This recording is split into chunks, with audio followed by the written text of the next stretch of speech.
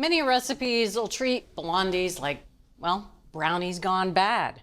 Like somebody left out the chocolate, or they taste like chocolate chip cookie bars.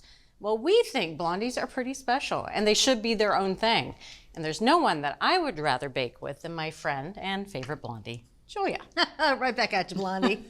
Now, this recipe is the best blondie recipe in the world. Okay. Also, it is one of the simplest. If you notice, there's no stand mixer here. This is just whisk it together in a bowl, which I love. That's magic to me. So starting in this bowl, we're gonna mix the dry ingredients. This is 2 1/4 cups of all-purpose flour.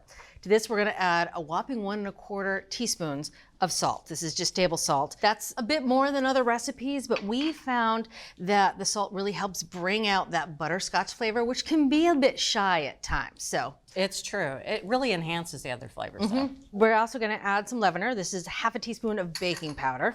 So just 3 dry ingredients. Just wanna whisk them together. We're gonna set this aside.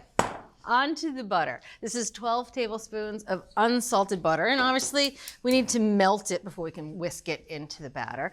But melting also helps change the flavor and the texture of the blondies, because if you cream butter with sugar, like many recipes do, you're incorporating air, and that'll make a cakey blondie. We want a chewy blondie, so you need melted butter for that. So because we're melting the butter, it also gives you the opportunity to add even more of that hallmark butterscotch flavor by browning the butter. So we're actually gonna make browned butter blondies. Oh, even better. Which is why I'm melting it in a skillet. Now, this is not a nonstick skillet. This is a skillet so you can see the color of the butter as it turns, which I have to say, I always thought was kind of silly. Like, you can tell when browned butter browns. The other day, I was doing it in a nonstick skillet and I totally overdid it and burned it and had to start over. So I'm now a believer in using a light colored skillet for doing this. You have really noisy butter. I do. Its butter has something to say. So you want to melt it for a few minutes over medium-high heat. Now that it's all melted, I'm going to cook it for a few more minutes till it has a dark golden color and that nutty aroma. I'm going to swirl the pan. That just keeps the milk solids moving around so it gets a nice and even brown. Toasty. Toasty. Well, it really is the brown butter that gives our blondies that deep butterscotch flavor. Butter consists of about 80% fat, 17% water, and a few percent sugars and proteins. Those are the solids. Heating butter causes a few things to happen. First, the solid fat melts. The milk solids, which are mostly dissolved and suspended in the water, sink to the bottom of the pan. Next, the water that was in the butter begins to boil and evaporate. When the water has evaporated, the temperature rises. The proteins and sugars that make up the milk solids begin to brown as the Maillard reactions happen. The Maillard reactions also give the butter that deep, nutty flavor that makes our blondies unbeatable. Hello, unbeatable. We are almost there. And this is the point where the butter goes really fast, so this is not a walk away time. Okay. Oh, you can see those milk solids on the bottom? Those are the first things that'll go. Oh, you smell that? Yeah, they're toasting from the heat. Oh, yeah. Gorgeous. I like taking it to the very edge. You're living dangerously. I know, out story here. of my life. All right, there it is. Into the big bowl it goes. Gorgeous. Oh, that smells good. All right, into the hot butter, we're gonna add light brown sugar. This is 1 3/4 cups of light brown sugar. Now, obviously we're on the hunt for flavor here, and you'd think dark brown sugar would give more flavor, but actually it had too much of a strong molasses flavor, covered up that delicate butterscotch. So light brown is the way to go. And there is a difference between molasses and butterscotch and toffee and all those things.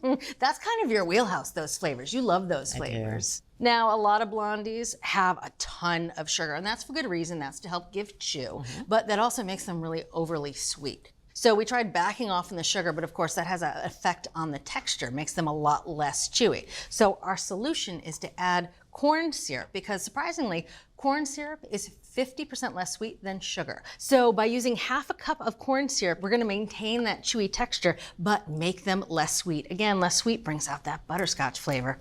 So that's 1/2 cup of light corn syrup. And that is very different from high fructose corn syrup, which we know is not a great thing. This is just light corn syrup. That's right.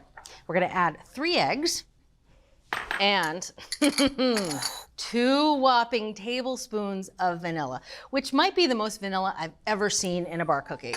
It's a lot. It's a flavor. It is a flavor, and it's a key flavor in this butterscotch blondie. So a lot goes a long way. Oh, loving it. Yeah, so we're just gonna whisk this all together. Well, I have to confess, every time I come across a recipe that uses vanilla, I'll double it. Yeah. So I'd be using a quarter cup in this.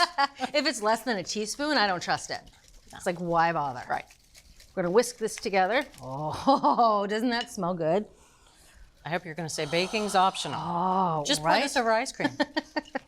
So into this bowl, we're gonna stir the dry ingredients. I love bowl mixing. It's so easy. Yeah, I hate dragging out the mixer if you don't have to. So you really wanna mix this together, make sure there's no lumps or streaks of flour. All right, that looks pretty well combined. Now for the stir-ins. We're gonna add a ton of nuts because I'm a big fan of nuts. They're savory. Again, they add to that toasted flavor. Today we're using pecans. That's a cup of toasted pecans. And now I'm just gonna chop them into pieces so that they incorporate into the bars a bit more. And you definitely want to toast the pecans before you add them to the batter because they will actually toast in a dry environment. Whereas if you put them into a wet batter, you're going to end up with raw pecans or raw nuts by the time that the batter is finished baking. Yeah, you only do that once. Yeah, that's exactly right. Into the batter they go. Last but definitely not least, the chips. You got to have a little bit of chocolate in a blondie. Yeah, so these are milk chocolate chips. We like their more mellow flavor. Again, lets that butterscotch flavor come through. White chocolate chips, classic, but they're really quite sweet. Although I have to say, when I make this for my daughter, I sneak a few white chips in there because she loves them. Nice. Did you just put one in and then ask her to hunt for it? The lucky blondie. That's right. All right, that looks nicely incorporated. So here is the pan that I've prepared ahead of time. It's your classic 9x13 baking pan with the square sides. And I've got the foil sling in there that makes them easy to remove once they're cooled. And I've sprayed it with vegetable oil spray. So into the pan they go. So easy. Oh, I know. All right, so these are ready for the oven. Now there is one optional thing, and today we're totally opting in because I know this is up your alley. This is some How do you know what's up my alley? because I know you. This is flaked sea salt, the good stuff. We're just gonna sprinkle a little over the top. Again, that salt helps bring out the butterscotch, makes them a little less sweet. So this is the good stuff. You can add anywhere from a quarter to a half a teaspoon. The only thing better than caramel and butterscotch and toffee is salted caramel, salted butterscotch, and salted toffee. I'm with you. So these are ready for the oven, 350 degrees. They're gonna bake for 35 to 40 minutes, and you can tell they're done by the color and how they feel. All right, let me get that for you. Thank you. Got it? Oh, beautiful. So when you're looking for the doneness of these blondies, you want to look for the color. This is a nice deep golden brown. Also, you want to press it. It should spring back lightly when you press it lightly. All right. Yep. Yep, A little bit of give. that's right. Now this has to cool for quite a while, 2 hours in the pan as it is, but then we can come back and taste them. Perfect. All right, these blondies are nice and cool. Yes, they are. Now using the handy dandy sling, just gonna gently lift that out of the pan. Sometimes they can stick a little, so it's really nice to use an offset spatula like this. Just slide it right between the foil and the blondies. That just ensures that all the pieces are absolutely uniform. All right, now it's just gonna slide right off. Oh, hello, gorgeous. Hi. Oh, that. Got it. All right, so we're gonna cut into 24 pieces. Because they are very rich. They are very rich. 6 across. 6 by 4. All right, Bridget, I have a very important question for you. No pressure, but it could determine the rest of our relationship. Anytime she says no pressure, I usually run. Center, corner, edge, what you like? I would eat that whole thing. It know. really doesn't matter. It's true. Well, I think the corners are like the premier piece. So I'm gonna give you a corner. All right. I'm gonna give me a corner. All right. I just want to see how chewy this is. So I'm going to break it. Nice and moist. That chew is the perfect chew. It's crisp on the edges, especially the corners, but the inside is that really satisfying chew. It's deep and it's rich and it almost tastes scotchy. Not just butterscotchy, but like actual deep flavored scotch. Oh, And that's the vanilla and the little bit of flaked salt on top just helps it not taste too sweet. And with all those pecans. really chewy. Thanks for sharing, Julia. You're welcome, Blondie. So good. So to make blondies with deep, rich butterscotch flavor, start by browning butter in a skillet. Use corn syrup to cut the sweetness, and add a lot of vanilla extract. So from America's Test Kitchen, the undeniably delicious, unbeatable Browned Butter Blondies. And you can get this recipe as well as all the recipes from this season, along with product reviews and select episodes on our website. That's americastestkitchen.com/TV. Catch up to you. Well, I'm on my third one. What? 1, 2, 3. Wait, what? There we go.